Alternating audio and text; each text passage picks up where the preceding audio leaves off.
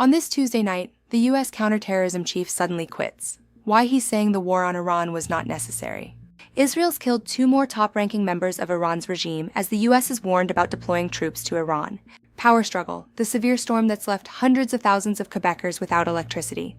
Plus, he's a putt above the rest. The self-taught Canadian golfer who swung his way up to the PGA Tour. Global national with dawn of Zen. Good evening. A top Trump administration official has resigned over the war in Iran, saying he cannot support it because Iran posed no imminent threat. Joe Kent, a former Special Forces soldier and director of the National Counterterrorism Center, believes Trump has abandoned his America First principles. Kent now risks dragging the U.S. into another war, a war he believes Israel pressured Trump into. At the same time, the U.S. president said he doesn't need NATO. I think NATO is making a very foolish mistake. I wonder whether or not NATO would ever be there for us. We don't need them, but they should have been there. We begin with Jackson Proco and why that top official has resigned. Joe Kent is now the highest-ranking Trump official to quit over the war.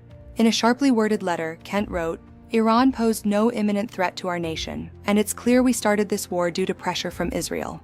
I cannot support sending the next generation to fight and die in a war that serves no benefit to the American people, nor justifies the cost of lives." Trump suggested Kent was a bad choice, calling him weak on security. He insisted that Iran was a threat and every country realized it. Trump is surrounded by skeptics, including Vice President J.D. Vance and Tulsi Gabbard. Gabbard said the president made his decision after seeing all information.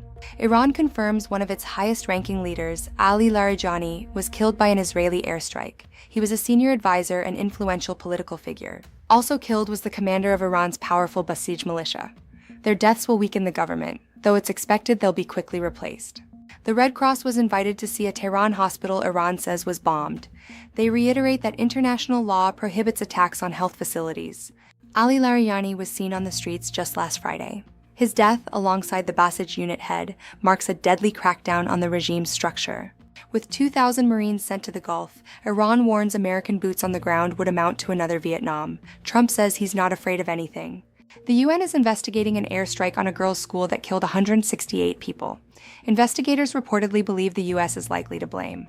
Canada's Anita Anand is in Turkey, reiterating that Canada was not consulted before the strikes and supports the principles of collective defense. Winning hearts and minds is part of war. The White House is doing it through memes and AI, and now Iran is in on the game too. Trump promised a quick victory, but it's dragging on. Allies are refusing to help, and the White House can't define what winning actually looks like. Experts describe Trump's approach as strategically incoherent. His objectives have swung from regime change to disarmament, and nobody's on the same page. Iran can exploit the geography of the strait with easy-to-hide weapons. Neither allies nor shipping companies want to risk attacks in the narrow lane. This is what happens when the U.S. mistreats its allies. There's no international appetite to help Donald Trump out of this mess. Success remains vague.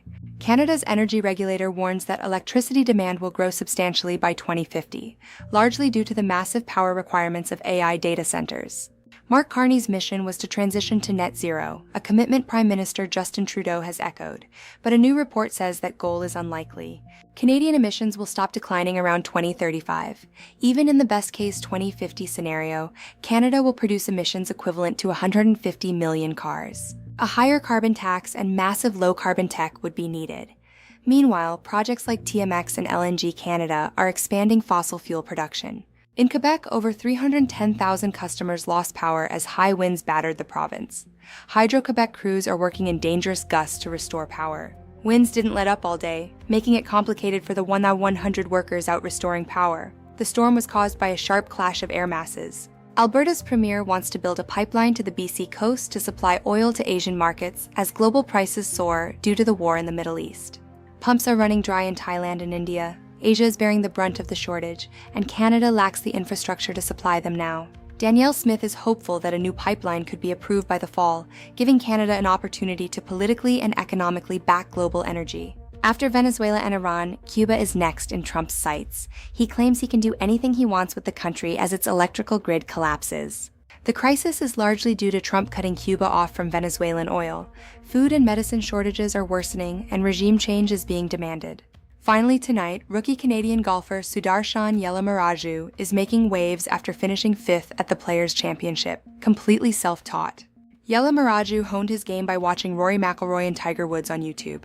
He never took a lesson, copying their technique to perfection.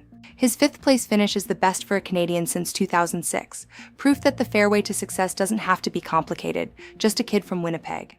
That is Global National for this Tuesday. I'm Donna Fazen. Hope to see you here again tomorrow. Good night. Tonight's Your Canada is this snowy cabin in Labrador City. We'd love to see yours. Please email us. Bye-bye.